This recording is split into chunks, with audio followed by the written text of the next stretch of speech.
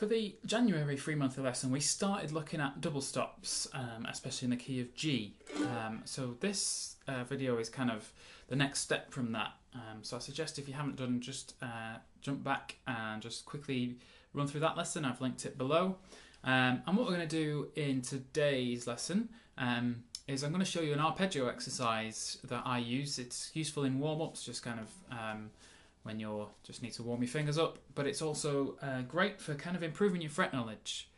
When we were talking about double stops, we were saying how when you have a melody note, you add a double stop by adding one of the other notes of the chord, which means you need to know the notes of the chord pretty well. You need to know, so if we're playing this note and the chord that the band is playing is a G, we need to know what our G notes are so we know what notes we can add. And so on. And so we could do it separately. We could say a G arpeggio is G, B, D. So you can find all of those notes. Well, I'm going to stick to the lower half of the mandolin, so we could find all of those notes here. So G, B, D, G, B, D, G, and then a bit there if you can reach with your little finger. So we could do that over and over again until it's ingrained in your back of the eyelids when you shut your eyes.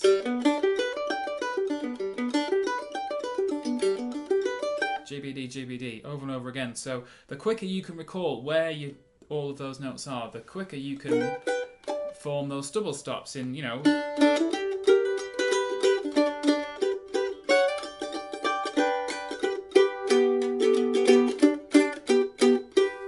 That's just added GBD. Assuming the band's playing a D chord.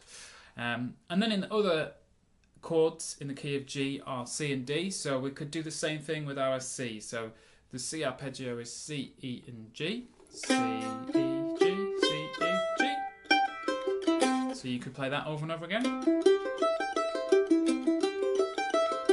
C, E, G, C, E, G.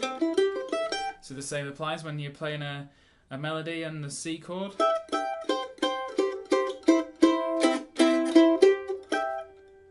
You know where all those notes are quickly. And the same with D. D, F sharp, A.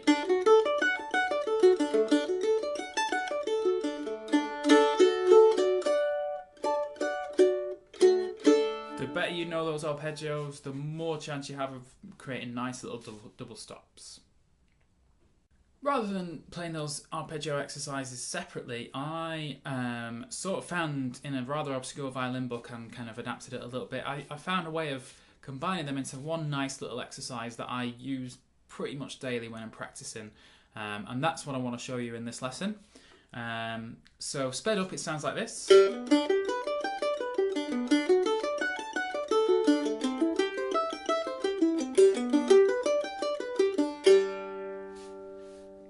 And what it basically is it's those three arpeggios we've just discussed, G, C and D.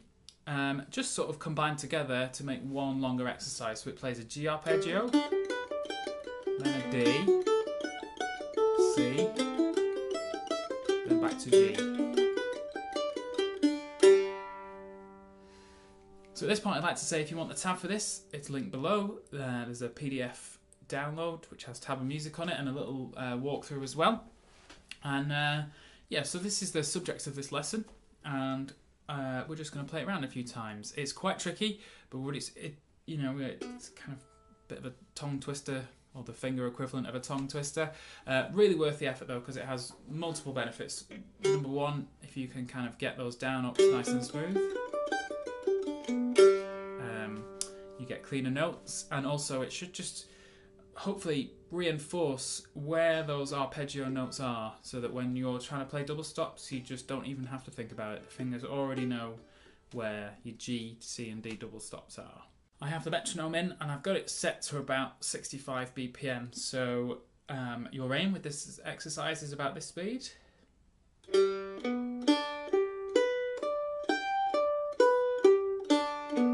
That's the aim. But YouTube does have a rather useful slow down feature if you want to kind of slow me down and work up to that speed. Your aim is every note perfectly clean. That's the aim with an arpeggio exercise.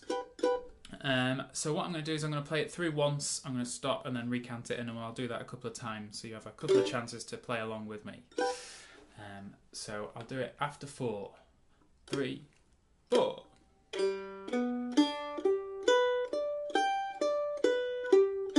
D,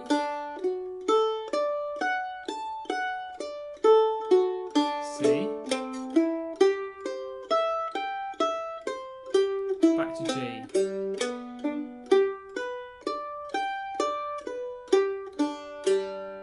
let's do that again, 3, 4.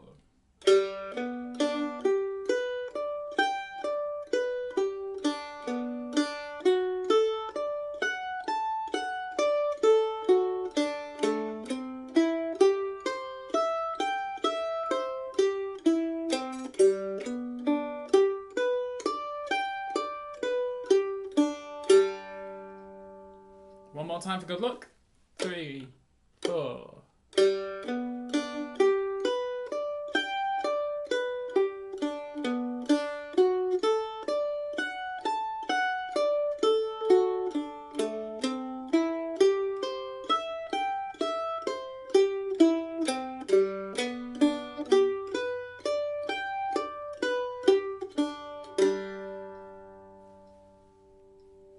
Once you've mastered that, you can turn all your D, A and E open strings into 7th frets. You obviously can't turn your G open string into a 7th fret, you've got nowhere to go, but you can, get that little finger working. So instead of, it would be...